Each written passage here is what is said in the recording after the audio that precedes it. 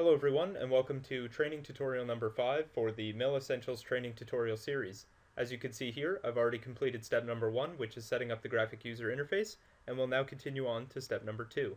Before I do go to step number 2, however, we need to go to www.emastercam.com/files in order to download the CAD files for this specific tutorial.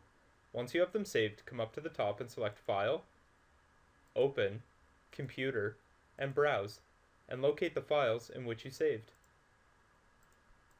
I saved mine here.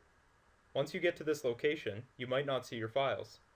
Come down to the bottom and make sure All Files is selected. These files were saved as a SolidWorks file and not a Mastercam file, which is what they were looking for at the bottom here. Select this file here, and select Options before opening. Turn on Edge Curves and select OK. Now you can select Open. Your part will be imported. Right-click and select Isometric, right-click and select Fit. Come up to the top and select File, Save As, and save this in a location where you'll be able to find it.